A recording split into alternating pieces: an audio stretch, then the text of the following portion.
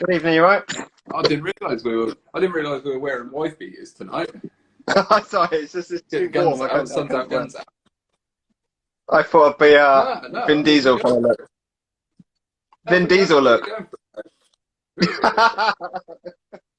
Welcome to Deep Fried Jedi. There's nothing It's more important than family. the GAY Club version. Yeah, nice. I like this. The only problem with this, you can see like major tan line. Look, you see I could work outside, wouldn't you? You can see work outside. It's just too warm though. Yeah. So those who know today, it is. Lost your sound a little bit there, but Can you hear me now? yeah, got you. Yeah, so those are not in the UK. It is warm over here. I think Canada had that, didn't they? They had a massive heat wave. Yeah, no, yeah, they had a massive heat wave. Nothing. No one wants to see that. Why is she having a go at me and not you? I don't. It's just not fair. Okay. Welcome, guys. Welcome to Wednesday night. Yeah, yeah. We're continuing our A to Z of movies again this week. This week was You, the letter U, not you personally. Yeah, and you chose the film, or a lot of our viewers did, and it is Batman Under the Red Hood. Yeah, we had no doing of this. This is what the followers, you guys, chose. I know Sarah's upset because. Yeah, I'm waiting for that comment from Sarah to say, this is a fix. Yeah, well, because she put Uncle Buck in, and we never actually put it up to vote. And the reason why, I think, I'm not sure you do. This is sort of your baby, but the reason why is it didn't come in until the following day, so it would never have won because it wouldn't have got as many views as the others did. So that's why. Yeah. I mean, we can do. I was thinking about this, but just going off track a little bit. But I'm thinking, come sort of Christmas time, the month leading up to Christmas, or maybe we do a couple of these a week, but with Christmas films instead of an A to Z, we do Christmas film reviews. I think that'd be quite a cool thing to do. I like that. I like that. Which would then obviously have Uncle Buck in. So because we are coming to the end of this, aren't we? We're near the. Yeah, we're getting there now. Yeah, we're nearly there. I've enjoyed this, though. Really enjoyed this one. It is, yeah. So vote by you, Under the Red Hood. Yeah, if you want to do the summary, you always do the summary, mate. Yep. Okay. So, Under the Red Hood. It's an action superhero animated film, hour and 15 minutes, released in 2010. So. Red Hood, a villain who is knows Batman's every move, takes over Gotham City as he begins to clean up with the efficiency of Batman, and then the Joker resurfaces to taunt his old nemesis. I mean, you can't say much in the summary without. Yeah, the one thing I would add to that is that so the Red Hood, he feels like he's a hero. But the difference between him and Batman is that he doesn't have the no kill rule. He will kill. In fact, he wants to do that because he feels that that's cleaning the streets up for good. We'll get to that. The Red Hood is an anti-hero, isn't he? He's a bit like Deadpool, isn't he? Yeah, he is. He's one of those villains, and I always say this. I know I say the same thing every week, but he's one of those villains that you understand why he's doing what he's doing. You understand. You might not agree with it, but you sort of understand why. Especially as well later on in the story when the sort of twist is revealed as to who he is. You really get it. I mean, to be honest, I don't know about you, but if you know your Batman lore, you know who the Red Hood is. You know the story. So yeah, this is not going to be a huge spoiler. I mean, if you haven't watched it yet, then maybe you shouldn't watch this review. Definitely don't watch this review. If you're not a Batman fan and you haven't watched this film, then don't watch this review. I Yeah. think if you're a Batman fan, you already know what's going to happen. So, I mean, the film starts with Jason Todd's Robin, who is killed by the Joker. That's how it starts. So, yeah, we'll leave it at that for now. You've had your warning, everyone. There is going to be spoilers. So, yeah. Let's move on to the cast. Hi, Sarah. Sarah, we were just saying about Uncle Buck. I've explained the reason, but I'll tell you later why we haven't got it this week. But it's a good reason. So, anyway, cast. You've got Bruce Greenwood as Batman. Bruce Greenwood played Captain Pike in the reboot of the Star Trek films. And he does this really well, actually. I like him in this. You've got John DiMaggio as the Joker. I've got more to add on that, but we'll leave it at that. Yeah. I think that's an obvious where that's going to go. Jensen Ackles as the Red Hood. So he's from Supernatural, isn't it? The series he's been in for years. So you'll know him. And Neil Patrick Harris as Nightwing, which I didn't actually know until I always write down who's in it. But yeah, I didn't know it was him. Really? To me, Neil Patrick Stewart, or Harris, Neil Patrick Harris, Stewart, Harris. He has that recognisable voice. Yeah, I think it's one of those ones that now I know. I'm like, okay, yeah. But no, I never picked up on it. Never realised. I suppose because this is one of the things. Like when we do our casting, and when we done our casting one, who we would cast in certain roles. I think most of the people that I chose had a resemblance to that character. He obviously doesn't have a resemblance to Nightwing, Neil Patrick Harris, so that's why I never made that connection, I think. So yeah, but then saying that, I mean, Mark Hamill doesn't have a resemblance to the Joker, but he's probably the best Joker we've ever had. So you know, it doesn't actually matter in animation, but yeah, I just never made that link. Okay, let's talk about the characters then. Now we've told you who's voicing them. Do you want to go on this first? Yeah. Where do you want to start? Shall we start with the Joker? Yeah. Okay, so the Joker in this one, before you watching it, he's not what you expect. Yeah. Voice-wise, he's different. Everyone's used to having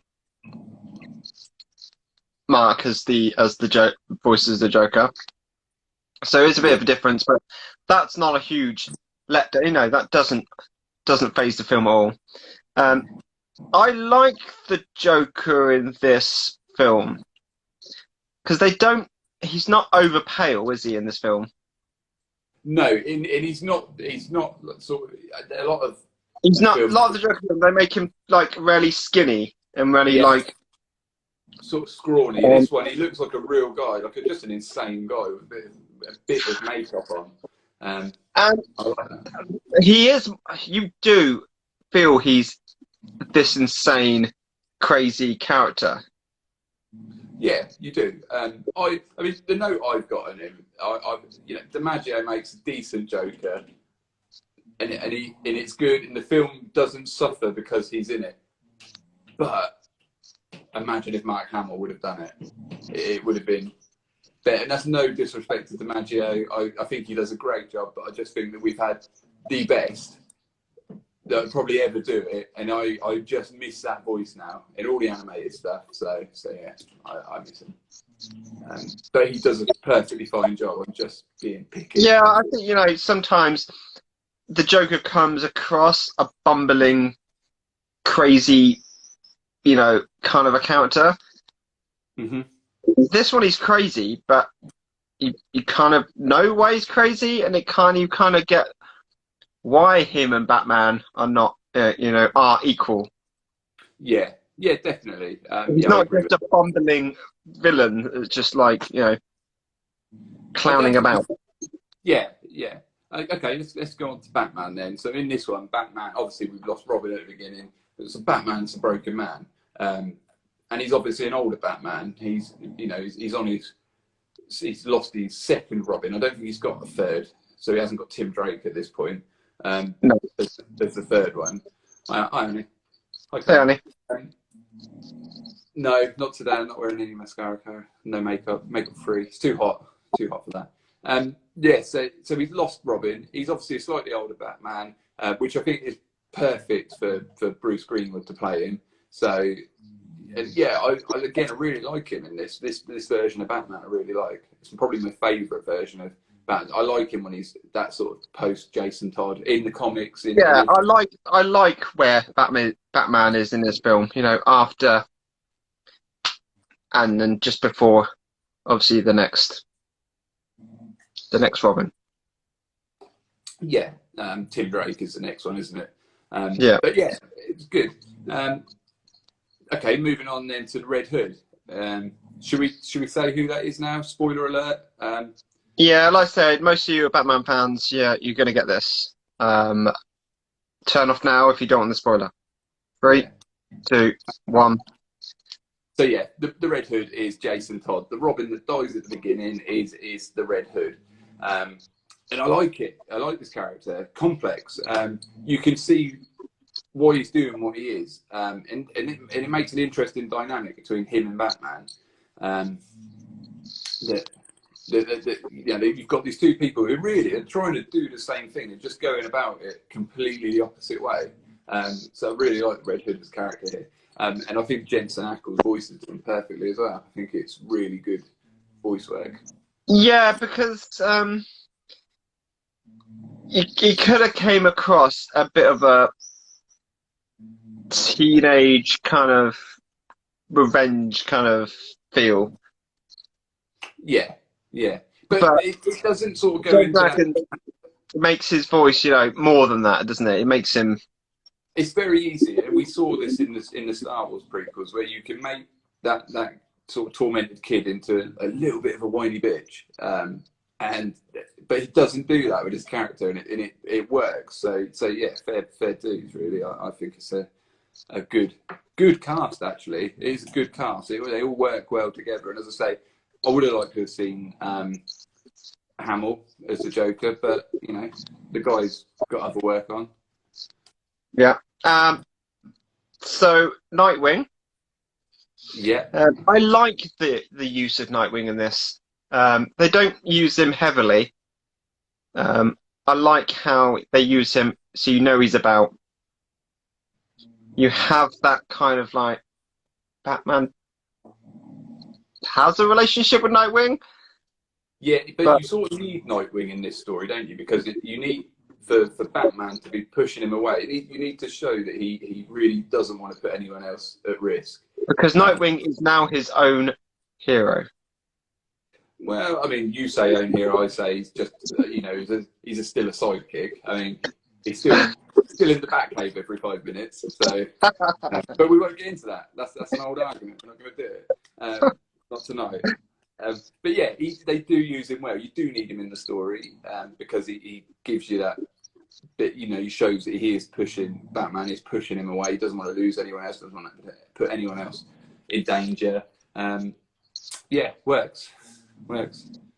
Yeah, and I like Neil Patrick Harris. I like the voice acting he does for this. Yeah. You got quite a few villains in this, haven't you? We got obviously the Joker's the main villain with the Red Hood, but you have Ra's al Ghul. He's in it. Yeah. The Black Mask is in it. Sort of the main one, really. The Black Mask. Yeah. And you have Ra's al Ghul in the Black Mask. The Riddler's in it for a few scenes, isn't he? A couple of scenes. Yeah, it's a good cast, but it's got. I like it when they do it like this. When you just have them sort of. They obviously all live in the same city. Yeah, they pop in and out. Yeah, but it's not. They don't sort of bloat the movie. So yeah, I agree actually. Yeah, I think it's a good use of characters because I do like to see a lot of. You know, I like to see it when it's natural. It's like we were saying, like Star Wars is a galaxy, but it feels really small. Yeah. Where this works with because Gotham is a city, so you expect the other villains pop in and out. You know, it's not like they're doing completely different things. They're all villains, so of course they're going to have interactions with each other. Do you know what I mean? They live in the same city, they do the same thing. Of course they're going to, you know, bump into each other. So yeah, it makes sense. So obviously the story, it's a bit of death in the family at the start. So you know, the comic that they bring in, and then obviously goes on to Under the Red Hood. But what I really like about this film is it does raise some interesting points. Like, what is the line between hero and villain? Because I don't know about you, when I watch it, I could fall on, depending on my mood, I could fall on either side of that fence. You know, yeah, you know, the Red Hood's doing a good thing, he's cleaning the streets off for good, or no, you know, he's gone too far, he is now one of them. Do you know what I mean? And I like that. I think it's really good how they've done that. As I say, if you know your Batman lore, you already knew who he was going into this film. So then the Amazobots, the Amazobots do turn up, and I think that's a nice little nod towards Superman as well. Without again, though, it's a nice nod to Superman without putting Superman in it. It just shows that they're all in the same world. They don't even mention Superman, but you know, it's like you know that they're in the same place, they're on the same planet. Yeah, it's good. That's when you do. That's when your world building at its best, which is something that the live action DC movies have never got to grips with. They've never managed to get it as finely tuned as the DC animated universe, and it's a shame because I would let the people doing the DC animated stuff do the live action. Yeah, that's what I would do. When you're ultimately chaotic good, same as Batman. Yeah, I'm saying as Batman. Yeah. I like the D&D reference here. Chaotic good. Yeah. Should we? I mean, it looks amazing as well, doesn't it? This film. Do you want to talk about that for a bit? Yeah, this I've got on DVD. I'm going to invest and get it on Blu-ray. I've got it on Blu-ray. Yeah. I think I'm missing out not having it on Blu-ray. I mean, yeah, the animation is and the fight scenes, and it's just the look of it is great. Someone I was reading reviews when I was doing my research. One review said that they thought it was too violent. Too violent. And they marked it down because it was violent. But I mean, you can't mark a film down because it's violent. I mean, the graphic novels are quite violent. Absolutely, yeah. It's just a bit of colour. No, it is violent, and it wouldn't be. I would argue that and say go the other way and say it wouldn't be as good without that. I think it wouldn't. So yeah, definitely the violence needs it. Also, I mean, if you're a Batman fan, you know there's going to be some violence in it. I don't know why that reviewer was marking it down for this. It's just, I thought that was a bit silly. The problem is, I mean, you must get this a lot with. You watch a lot of anime, and I think a lot of people watch an animated film, and they automatically think it's for kids. This is 100%. I wouldn't let my kids watch this. Arnie might come on this. There's a difference between cartoon and animation. Yeah. And I think some people can't get to grip where that line is. Yeah. And then it goes further. Obviously, it goes further into deeper, darker stuff after anime. Yeah, of course, but I don't know when it became when animation became purely for children, because it's really not. It's because it's more realistic. Arnie just made a good comment there. The first thing where the death, it does stay with you until after the film. It sticks in the back of your head the whole entire. And that's quite impressive considering we've read the comic, so we knew what was going to happen at that point. We knew exactly what was going on, but for it to still stick in your head, just goes to show how powerful that is. So yeah, great. Yeah, have you got anything else you wanted to touch on before we finish? Give our summary. Yeah, in the it really does come across in this film how Batman is kind of struggling, and then when Jason comes back as the Red Hood, that where they're in the warehouse with the Joker's been tied up. That whole scene where he's like, "Oh, why can't you kill the Joker?" He's like, "I don't want you to kill Harvey Dent. I don't want you to kill the Penguin or the Riddler. But why can't you kill the Joker? After what he's done." He took me away from you, and you still let him live. And then obviously Batman goes down that line and goes, "No, once you go down that path, there's no coming back. Even though they killed his parents, he's like, my parents wouldn't want me to become that man." Yeah, again, like I said, you can see both sides of that. I get it.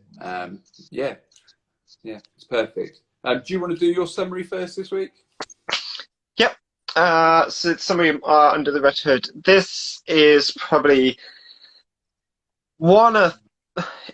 is my favourite Batman animated film. It looks amazing. How it starts sticks through with you for the whole film and after, with the death of and the birth of the Red Hood. It keeps you entertained and gripped all the way through. I've watched this countless of times. I mean, I've watched this nearly as close as I've watched Star Wars. I mean, it never gets boring. I say the casting, even though it's not Mark Hamill as the Joker, doesn't phase it. You kind of get over that very quickly, and and it works. Yeah. Would it be better with Mark? Yes, it would. But I'm not going to mark it down for that reason.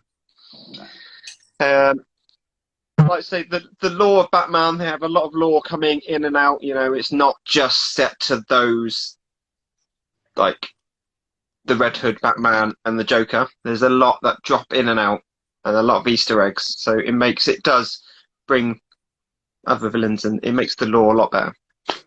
Yeah. Yeah. Okay, you done? Yep. So yeah, I mean, like you, I love this film. It's one of two animated Batman films that I think are as good, if not slightly better, than the live action films, or most of them anyway. It's rare to have a comic book villain as nuanced, who has such a nuanced reason for doing what he's doing, but you get that in the Red Hood, and I completely understand his motives. Like I said, I don't necessarily agree with them, but I understand them, which is a huge part with a decent villain. You need that sort of sympathy for him.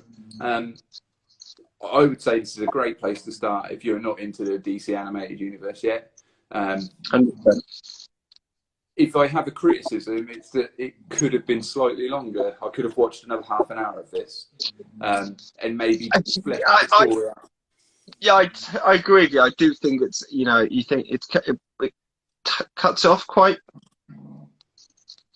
quick, doesn't it? The ending is the last section of the film is very. They could have padded out a bit more. Yeah, I just think that we could have maybe that whole end scene where they're fighting and they know Batman knows who he is now. That could have been a little bit longer. There's a few other bits in it that could have just been a little bit longer. Could have been a little bit, just a little bit fleshed out more. But yeah, I can't really fault. Apart from that, I can't really fault this movie. If you're interested, the other Batman film animated one that I think is as good as a live action, if not better, is Batman Beyond, the movie. It's brilliant. Yep, that's a good one. I kind of what do I? What's the recent one that just came out? I haven't watched it yet, so I can't remember what's it called. It's the Long Halloween, isn't it? Long Halloween. watch that. That's. I will get around to it. I will get. I mean, part 2 is going to be. Yeah. The worst Batman film, and they ruined it, has got to be The Killing Joke for me. Only because half of it was completely made up. I mean, we're going off piece here, but the whole Batgirl thing, yeah, and the whole gargoyle looking down when they're. Yeah, it's just crap. It's just crap. And even the supporting cast, like she's in the library at college, and she's obviously friends with a gay guy who's like this cliche gay guy from like a 90s movie. It's just crap. There's not much I like about it. I sort of like it when it gets to the Killing Joke part, but by that point, I was so pissed off with like what had come before it. I was done. Do you know what I mean? So yeah. I think I saw this with Arnie, and when I went to see it, we did think, what is this? Yeah. I mean, you could hear all the Batman fans groaning, going, "What? What?" Yeah, they just messed that one and then that cheesy gargoyle bit where there's like, yeah. So we're not.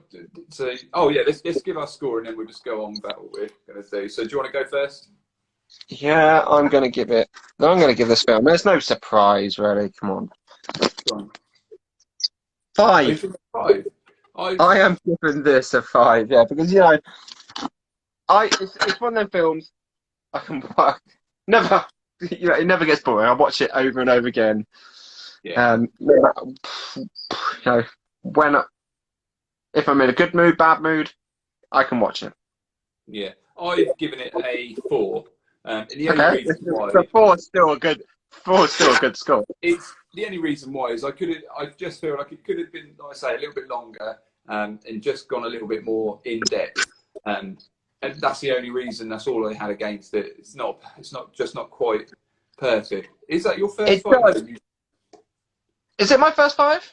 No, you gave what was Spirited Away? No, we didn't do Spirited Away. Oh yeah, we did. House Moving Castle. House Moving Castle, yeah. Autistic 4. Yeah, sorry, I don't know why I've done that. I was thinking it'd be backwards on camera, but I fucked that right up.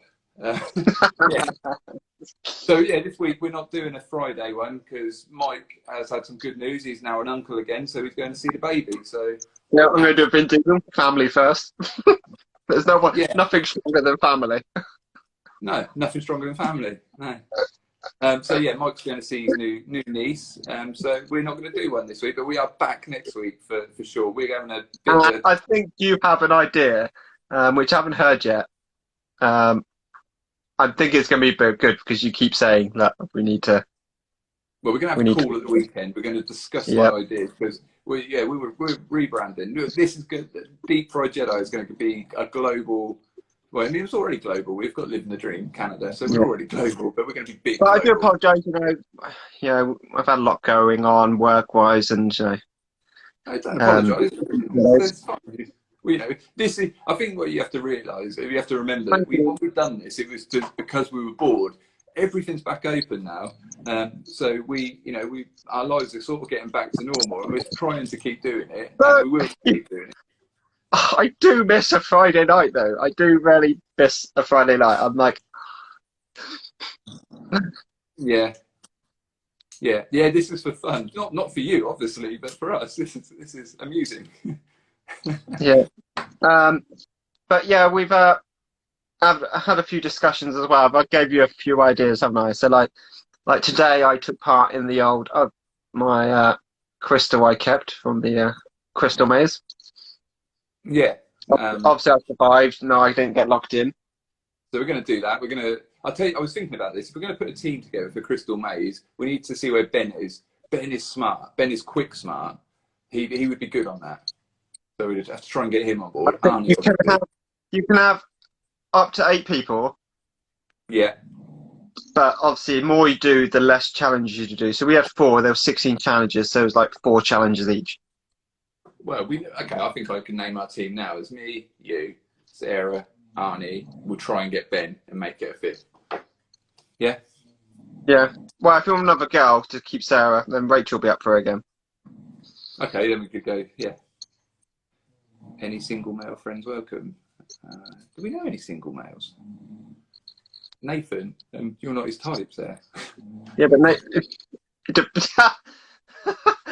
Scott. Yeah, she didn't like Scott. No, she wasn't Yeah. interested. She only saw him from a picture. Make it a 5-way. Yeah, love a 5-way, Carlo. Okay, should we But end yeah, it? no, I really recommend the old Christmas Maze. It was good, a great laugh. I mean, they follow the actual TV program to a T. You know. Yeah, and I we'll mean, do I that. think out of the 16 crystals, we got 6. That's. I want to say that's pretty poor, but then I'm. Yeah, done it is. so I don't know. It is pretty poor. Okay. Yeah, it is pretty poor. I think we're going to put Ninja Warrior, aren't we, soon? So we're going to Yep, do that. Ninja Warrior UK as well. Yeah. No, there's no such thing as too much colour. No such thing.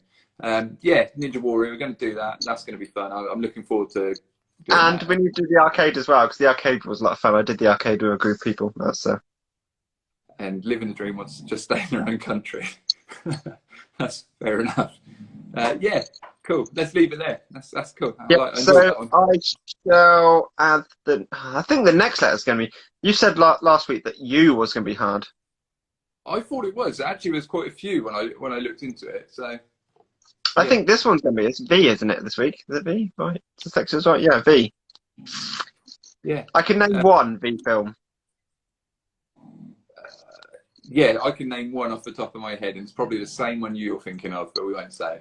So you're more than welcome, Linda. You're more than welcome to come. I just didn't think you'd want to get on a long haul flight just to come in. Come and do Ninja Warrior. Come and do Ninja Warrior with us. Yeah. By all means, join us. I think she would show us up on Ninja Warrior. Not me. Do you know who I am? I'm Wayne Robinson. Do you know who I am? Who I am? Yeah. No. The Juggernaut. And before we go, I think we need to do a Loki special. I absolutely think we need to do a Loki special, and I think we've left it enough time now, so maybe we'll do that next Friday. I mean, if we do a Loki special, it's going to have spoilers and what's going to happen. I think we cannot have this discussion without telling and letting people know where this is going. Yeah, cool. Yeah, okay. Yeah. We had a massive conversation, didn't we, over WhatsApp talking about this. We did, yeah, and it was a good conversation. I think we need to do that as a live, because I think that would make great. Yeah, let's do it. Let's do that. Okay. Yeah, cool. Barney, if you want to do it freeway, and you guys jump in that live as well. Yeah, no worries. Yeah, if you fancy it. Yeah. Okay, cool. Yeah, so I'll put that out for V shortly. Keep the suggestions coming in, and we shall see you next Wednesday, if not before or whatever. Yeah, cool. Yeah, right, and I'll give you a call Sunday to see what we got planned. All right, guys. Thanks, guys. We'll see you soon. See you all later. Bye.